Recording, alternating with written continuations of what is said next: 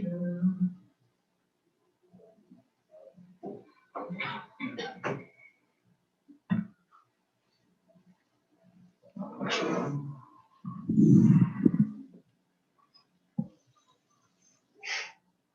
we're good. Okay, item 3, reconvene regular meeting. Item 4, president's announcements. Just a couple of things, and we'll get into the sidewalk discussion. But first, I want to remind everybody that there's still 2 days in the lymphoma and leukemia and lymphoma society fundraiser.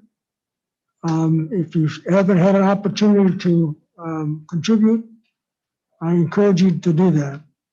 And then I think for our sidewalk discussion, Ellen, I'm going to let you kind of run with that if you don't mind. Oh, okay. I just wanted to. Sorry, you guys may want to turn on your microphones. Thanks, Mark. Sure. Yeah. We had just wanted to have some discussion to get into the record, the fact that there's not, as of right now, there's not going to be a sidewalk in front of the new elementary school. And we just wanted the gentleman kind of in charge of the project just to explain that process. Hi, Ryan. Hi, how's it going? Go ahead. How are you? Am I on? Yeah, if you don't, if that's okay. The podium, please. I Sent you a text, but And then if you can turn on the button, it'll be green in front of you. The And- top button. And just to provide a little bit of background, the new elementary school building is being built on Oaks Road, a road that currently is in Broadview Heights and in Brecksville and doesn't have a sidewalk at any point. Anyway, so we just wanted to have a little bit of discussion about the background of how we came to, the conclusion that we're not, our part of that road will not currently be having a sidewalk. Right, and really where we came to, we go through this process. So what we really end up with is, as you're coming off the site, we do have sidewalks. You'll be able to hear me. That do connect everything on site and get you to this point. The difficulty becomes if you take those sidewalks down the street and stop them somewhere, you're essentially dumping everybody into somebody's yard and creating a situation where from that point, kids are walking on the street and doing stuff of that nature without doing a comprehensive connection point to one of the major sidewalk systems that are on basically about 4,000 feet away on either direction. You're basically just dumping the kids off into the middle of nowhere. So what we try to do is work with the cities to get an idea when they're planning to do some sort of a major project to make a recommendation to do the sidewalks at that time, so it's comprehensive and you have all your interconnections and stuff like that. The other challenge we had on this site is even your connector roads, the north-south connector roads, Barr and Glenwood and Avery, none of those have sidewalks either. So even if you could get down to Barr, or you're going down Glenwood, or you're going down to Avery, those roads that would take you up to all those developments up on the north side of the site that are off of 82, you can't even get to those without walking in the road as well. So at this time, when you're looking at your liability in situations like that, we tend to recommend to just wait until you have the ability to connect to something that is more substantial, that it can actually get the kids to somewhere of that nature. The other challenge that we have on our site, our recommendation always has been, when sidewalks are put in, the north side of the street actually makes a lot more sense than trying to do stuff on the south side of the street. There's a right of way through there, so you're able to put them on the north side of the street. North side's flat. North side has very few obstructions. The south side, all along this edge, essentially from here to here, is extremely hilly. There's a very sharp incline along that edge. And from this point to here, you have wetlands that are mixed in with those trees. So anything you're trying to do on that south side of the road, first of all, it doesn't connect to any houses. And second of all, you're interrupting a lot of stuff that's not only expensive, but you're looking at cutting down trees and stuff like that, that if you don't have to do it, it'd be better to put the sidewalk on the north side of the street when it's ultimately done. So it does connect to those properties and does get kids to houses rather than, dumping them off in the trees, that sort of thing. Okay, and I had just done a little bit of research, and it's my understanding that Avery Road, which I think is that Glenwood or Avery that? Mine was straight across from this. This one- Okay. this is- yeah, right here. Yeah, right there. And then Avery's the next one. Yeah. the Yeah, next one, okay. yeah. All right, it's my understanding that the city of Broadview Heights, and they don't have a specific timeline in mind, but they're going to be redoing Avery Road sometime, in the not too far distant future, and sidewalks are planned as part of the redo of Avery Road. So that's that would change that layout. I was at a presentation at the City of Brecksville City Council meeting last night where there was some discussion about sidewalks in the community in general, but in, specifically talking about Oaks Road. But there's no specific plan in place as of now, so. And I think you're doing the right things, trying to gather that information and forecast when that's going to happen, because ideally, when you do get Avery Road in there, and if Glenwood ever gets redone, and especially if Oaks gets done, that'd be a fantastic time to finish it off and put those sidewalks in, because then, like I said, you're making those connections that are beneficial. We actually had a long process in another municipality where we were going through this. It was sidewalks basically dumping the kids off into the middle of nowhere, and it was very hotly contested just because nobody wanted to have the kids drop off in the middle of the street. So I think planning for when those streets get redone and when you get the sidewalks in, I think that makes a lot of sense to do that sort of thing. Okay. Other thoughts or questions? Just so everybody does know, when they do have put in the developments, most of the developments do get sidewalks, but they basically dead end, when they get to their edge of parcels up on Oaks and the adjacent properties. And that's why you see even like these sites where they put in this just tiny little section of frontage, and then there's no sidewalk forever from that. So you'll see a lot of that through the city where those types of things go in. And that's because you have these new developments kind of mixed in with the older housing stock that's around the area. So I thought there was various grant money potentially available to put sidewalks in. You can go after grant money. Yes, that is correct. And who would do that? Would that be each city doing that? Would that be the school district? Would we be part of that? School district helps with information a lot. I think that's typically applied for by the municipality when they do, again, some of these more comprehensive projects. I haven't been fully involved in that process. It's usually done outside of my involvement, and then we'll help coordinate or design if they get the funding. So that sort of thing. Mr. Cody, you worked on that walk to school grant, or did you provide information for that? or- Yes, so Yeah. the school district has completed a safe routes to school. Yeah. Safety plan, that's been approved by ODOT. But to Mark's point, the cities make the application using our documentation. So that, and my understanding is with city council, they're waiting for certain improvements. Mhm. So they have improvements that they have planned, so they have timing, they have that paperwork.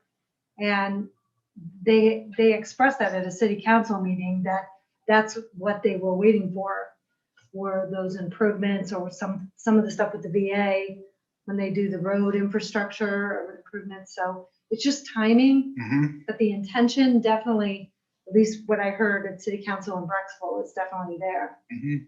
And the timing is very critical because as you think about Oaks Road, for example, that's a road that at some point is going to need to be redone. It's a heavily traveled road. There's a lot of people that utilize it. And when they redo it, I can't imagine that they will redo it in the same fashion that it is right now. I'm sure they're going to take that opportunity to, make sure that road is something that will last a long time and be designed for that future growth of the area. So to your point, when they're doing utility infrastructure and stuff like that associated with those projects, it would be criminal, not criminal literally, but it would be terrible to put in these brand new sidewalks and then have to rip them out, every driveway or whatnot in a few years when they go through and do all those utility connections and water connections and all that kind of stuff. And you see that, east side of Cleveland is terrible about that. Mayfield and areas like that where they'll go through and they'll do a very nice project and they'll all have to cut back in and do some of those sorts of cuts in the street because it's when the funding comes in and when those projects take place. And I think from everything I've heard, they're trying to make sure that all of these items align in the proper way so that you avoid some of those, Absolutely. repercussions. So. Thanks, Ryan. Thanks, Ryan. Is that good? Thanks. All right, thank you so much. Okay, item 5, board member committee reports. Financial liaison, audit committee, Mark.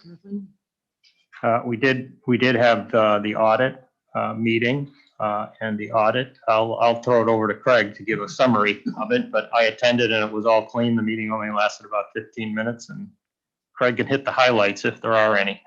Yeah, no, I mean, everything went really well. The management letter was shorter, so we fixed some of those issues that were from last year. There were 2 that were repeated on the management letter. But again, that still means it's a clean audit. They're just things that they want to make us aware of that we can fix. And both of those should be fixed already. We addressed the one issue, and then the other one will be addressed just through time of this next fiscal year in transitioning to the new software. So all in all, everything was very smooth in working with them, and they did it mostly remotely this year because of COVID. So I think they only came in on site for 4 days and got all the stuff that they wanted. I was thrilled that the team here, in terms of my staff, they've been doing this so long that they basically have everything like ready, which I'm not necessarily used to. So it was really kind of exciting that when they came in, like we already kind of knew a lot of the stuff that they needed very quickly. So to scan and send that stuff was pretty easy. So it was a good audit. Thank you. Permanent Improvement Committee, Ellen and Mark. We don't have any updates other than the big one that's on farther down on the agenda. Right. So, Okay. And Board Policy Committee, Joelle, we got a meeting coming up pretty soon, huh? Yes, we do.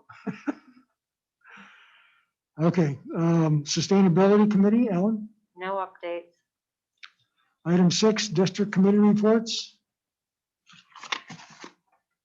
Transportation Appeals Committee. Mark. None. Mr. Gilbride isn't here. Did we invite him? Yeah.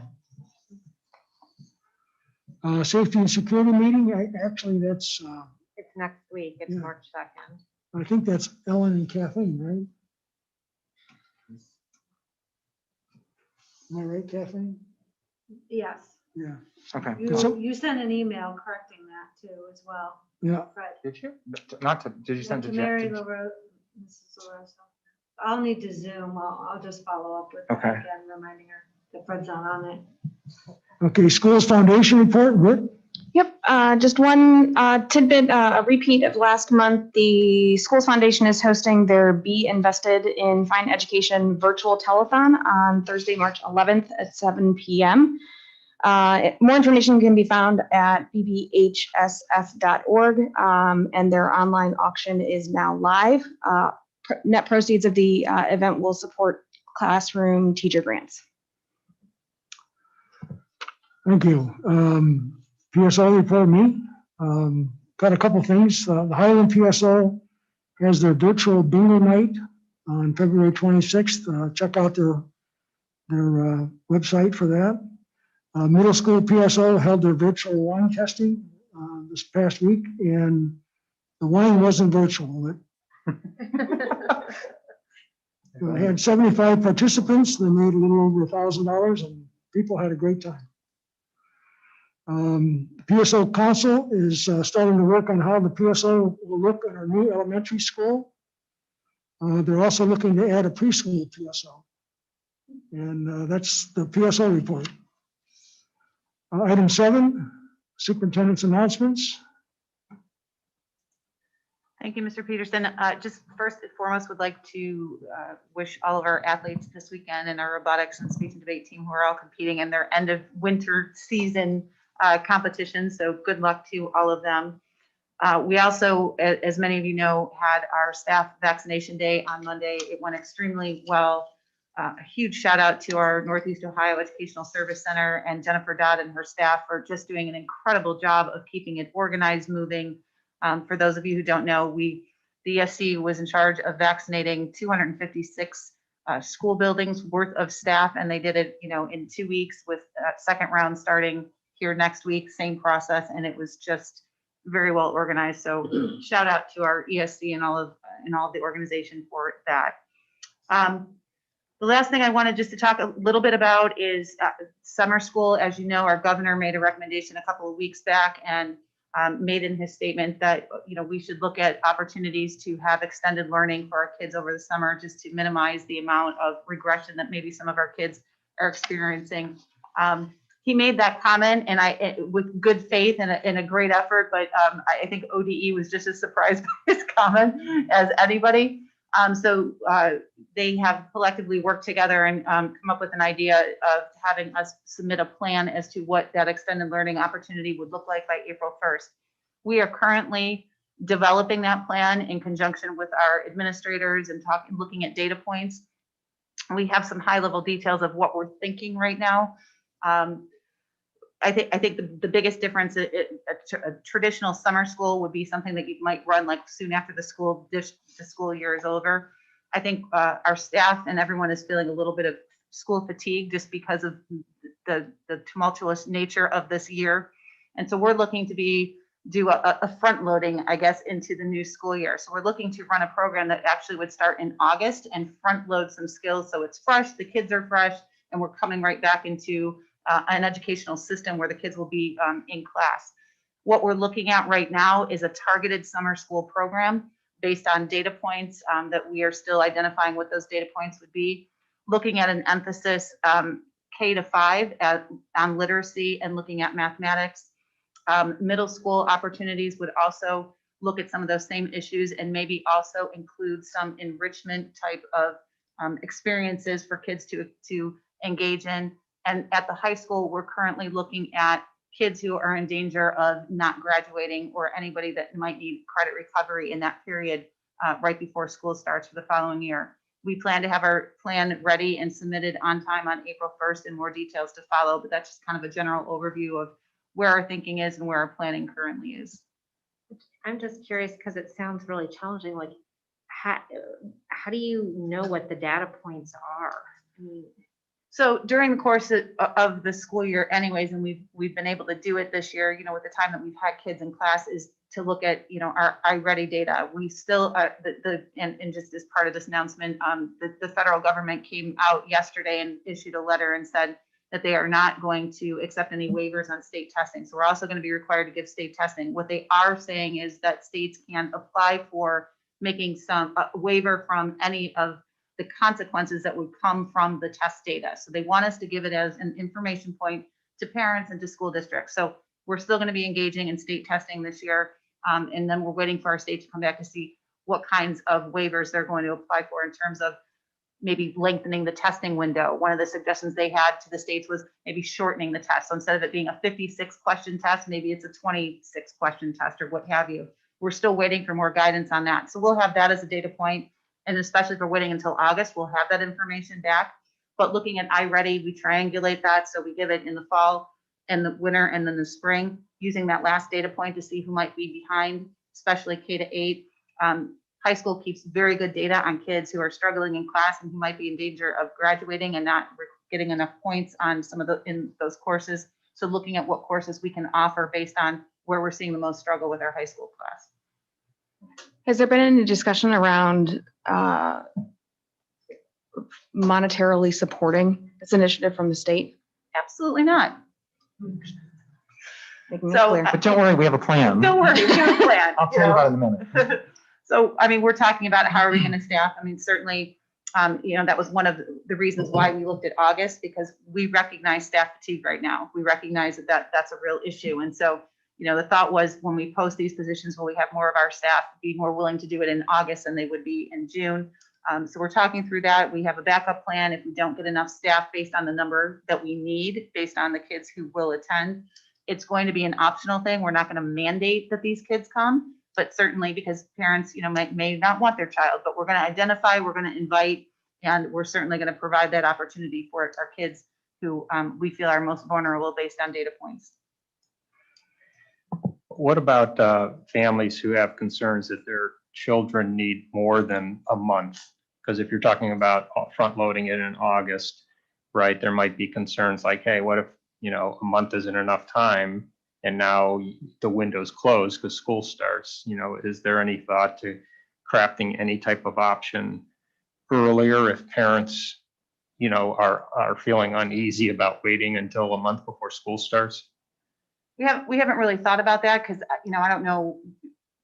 That's hard to qualify really about, you know, what is it that you're worried about your child's falling behind as compared to what? So, you know, we really want to look at those kids that we have a data point to say, we know that you are struggling with literacy. So here's, you know, 3 weeks of intense, whatever it might be, intervention to get you back up, or at least get you back up so that you feel more comfortable starting school, where that data point starts over then in the fall. So when they go into that next grade or they go into that next, we're going to have another data point to be able to check it and to see if they made progress. And then it gives us the ability for those kids specifically to start those interventions right away at the beginning of the year, rather than waiting because we already have that data point from the summertime. So we'll make adjustments, and certainly if parents have questions, they definitely can call. We are also looking, we have in the past have provided enrichment camps as well. So we're not just looking at kids who might be struggling, but there also will still be those opportunities for kids to engage in some enrichment activities as well. And the other question is, do we have teachers who may be interested in volunteering not volunteering, but offering tutoring services, you know, over the summer if students need it? And would we play a role in connecting students with teachers if there are teachers that are open to tutoring and families that would like to engage tutors? Mm-hmm. So typically that's been done like on a private basis within our district, but it's certainly something that we can put out. And if there are teachers that are interested, provide, you know, names if they're willing to do that to families that might ask for that too. And we can include that if we have teachers interested in any communication we put out about summer school. Okay, good. So like in the summertime, the per diem rate, the per hour rate's pretty low for the teachers. That it's about $26. Is it a year? No, No. it's actually, it's about $43, I believe. It's $43 an Per hour. hour. So we're talking how many hours for these teachers? Because what I'm wondering is, how do we attract our talent? How do we get them? And if the pay's too low, you know, we'd rather have our own teachers doing that, right? So if we see that that's a problem. Well, You but know. on the tutoring, this would be between this family and the teacher. No. We would just facilitate. Right, no, I'm connection. talking about the summer actual school summer school idea for program. the month. I'm happy to hear that it's a lot higher than where other places I have heard of, so that's great. That is what's in the contract. It is very good. But I'm just wondering, just many times we've done this with bus, maybe we could raise that price because it's so important if we are finding we're not attracting it. It's just, it's better to have our own staff. And Well, That's my thought, just because. Well, I was going to say too, you know, we don't know what's coming down the pike in terms of funding too. I mean, there's a $1.9 trillion bill that's got dump truck fulls of money for schools Yeah. if it were to get passed. So I would think some of that, if it gets passed, might be available for catch up in the summer. But I guess we need to wait and see what comes out of our governments. I agree. and item B is just the monthly update provided that we just put on there. We don't really talk about it, but if any of our committee members want to read the update on our new building, there it is. Thank you. Great. Thank you. Item 8, treasurer's announcements. Okay, just a couple of things. We actually met last week to already start planning to spend the ESSER 2 money. So I know this will be shocking that we were able to spend $1 million in under an hour and a half. So thank you, team, for helping spend that money. So we've kind of allocated it into 3 different pots, and part of that, again, will be finishing some HVAC work. The other part will be some technology needs. And then the third part will be how we're going to use some of that money to fund summer school. And we have to look at what components that are going to be involved in that before we get the final numbers, just because what's going on with food service, how long the programs are, whether it's to feed kids, transport kids, what teachers we have, et cetera. So we've kind of divided the money into 3 different pots, not exactly equally, but also, again, knowing that we may actually get another stimulus that comes. So we'll just keep the challenge going to see how fast we can go through government funding to help our district, which I think is great. And then we also had our first meeting, so we'll hopefully start to have some more data and information as we kind of approach the May update and the November forecast for our staffing of the new building and what that kind of looks like. So we had some really productive conversations around that. So that initial piece is starting right now, but it's kind of a beast of a project. So I know everyone really enjoyed our time together we've had these last couple of weeks. And that's about it for me. Okay, item 9, community communications. Hearing of the public. Persons wishing to address the Board of Education may do so at this point. No formal action will be taken on subjects that are not included on this agenda until the board has had an opportunity to study them. Comments regarding personnel must be submitted in writing through the office of the superintendent in order for the board to complete the planned agenda in an effective and efficient manner, and to provide sufficient opportunities for members of the public to be heard. Hearing of the public shall be limited to a maximum of 30 minutes, during which each speaker shall be limited to a maximum of 3 minutes. Is there anyone that wishes to make a? Yep. Hearing none. Item 10, superintendent's consent agenda.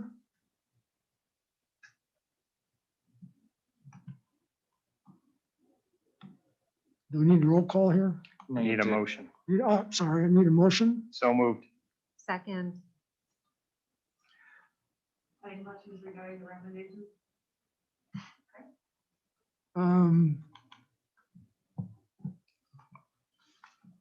Hang on 1 second here.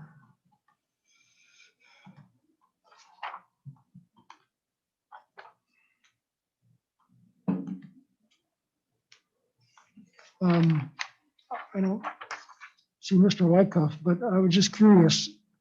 There's an HR intern that we're going to hire. Is there a need for, or some communication or something with the college that we're working with, or is this a need that the HR has to? No, this is, we talked about this in terms of the shift to the software. So we're having to scan and we're moving to those digital employee records and all of that stuff. So we're already down an entire filing cabinet. So I was just curious because I wasn't sure whether we were, is this like for a temporary thing? no, it's just temporary until the stuff is scanned. Okay, So yeah. that was the only question I had. Everything else was, just made perfect sense. Okay. So roll call. Yeah, roll call. Mr. Dosen, Yes. Mrs. Kramer, Yes. Mrs. Mack, Yes. Mrs. Wigman, Yes. Mr. Peterson. Yes. Okay, item B, supplemental recommendations. No, this is E, supplemental I'm B sorry, recommendations. Item E, supplemental B recommendations. Need a motion. I need a motion. Yes. So moved. Second. Roll call. Mr. Dosen, Yes. Mrs. Kramer, Yeah. Mrs. Mack, Abstain. Mrs. Wigman, Yes. Mr. Peterson. Yes. Okay, item number 11, Okay. treasurer's consent agenda. Any motion?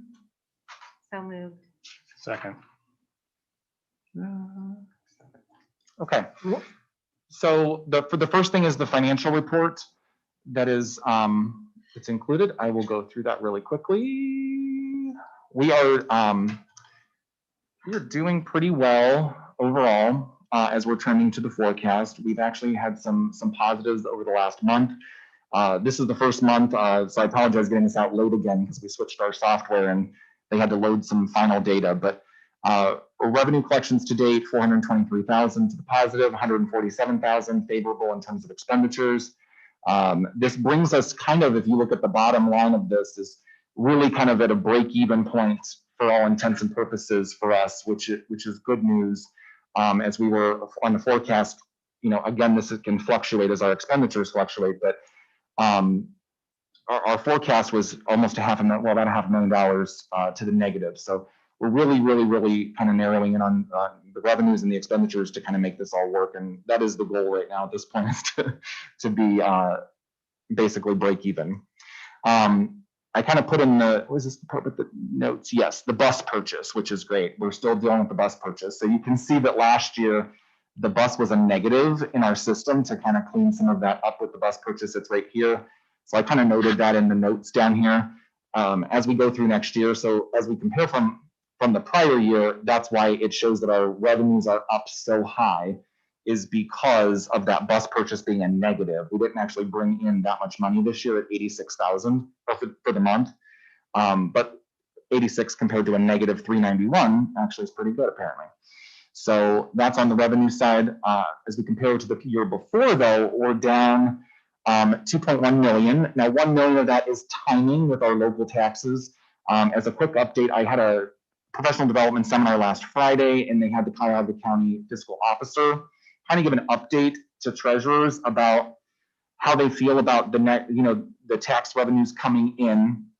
They still have, their biggest complaint so far has actually been, shocker, the mail has been really hurting them because they're getting stuff postmarked, but it's coming weeks late.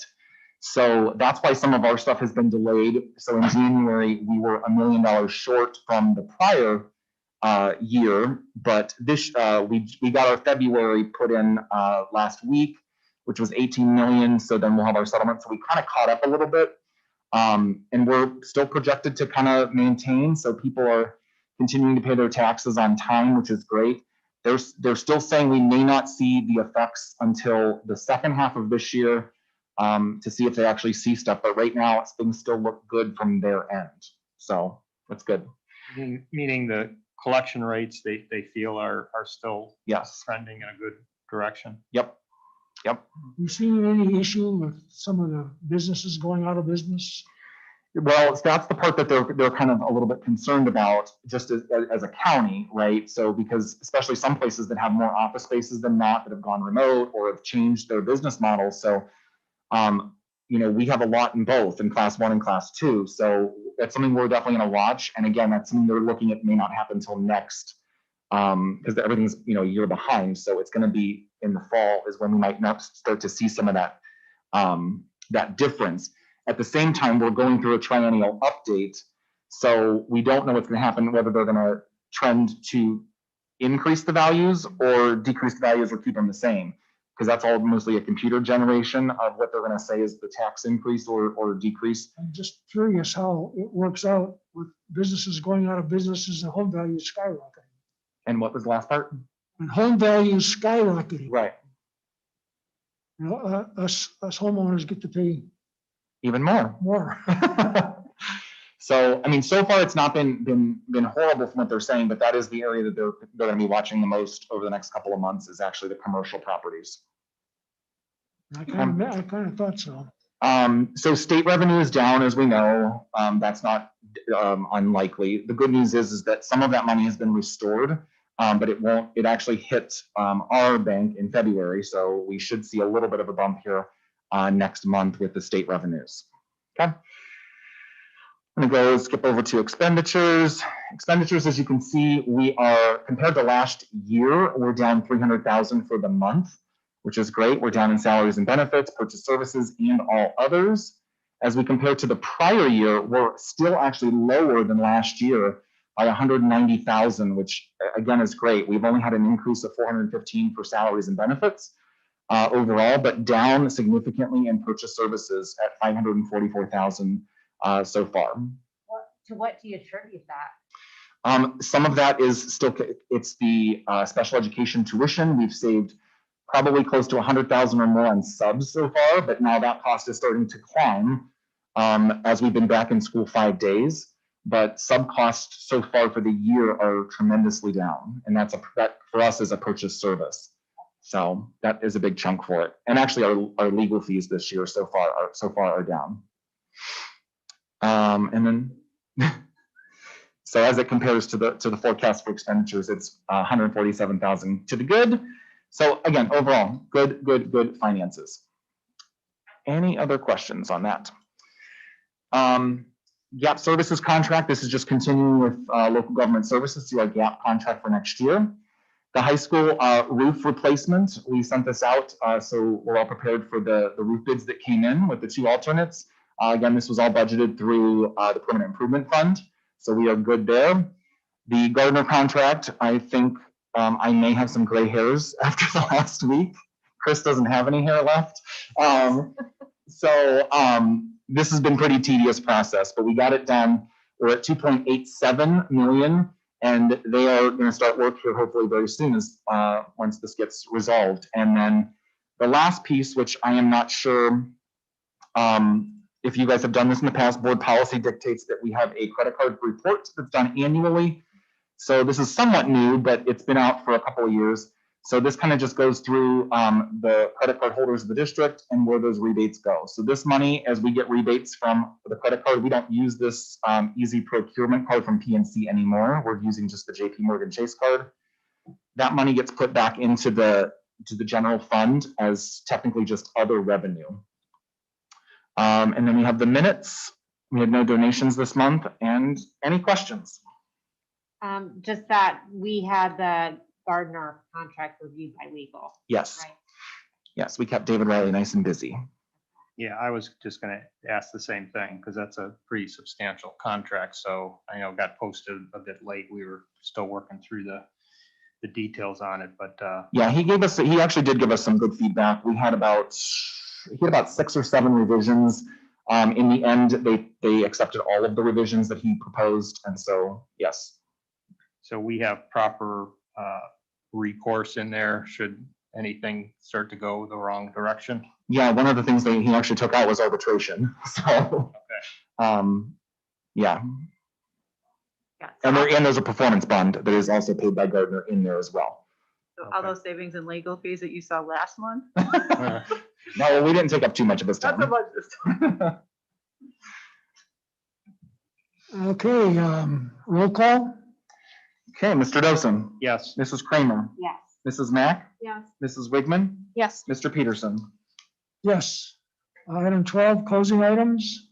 A, announcements. Just like 2 short announcements. One, I'm hoping to get rid of these in another week or so, and just to let all of you know, I'll be probably back driving on the road again. And then number 2, some of you know I have a border collie, and she was mated in January. We just got an ultrasound yesterday, and I'm looking for 8 or 9 people that need a border collie puppy. Hearing none. Motion for adjournment, So moved. Second. roll call. Mr. Dosen, Yes. Mrs. Kramer, Yes. Mrs. Mack, Yes. Mrs. Wigman, Yes. Mr. Peterson. Yes. Meeting is adjourned. So Chris, when do they think they're gonna start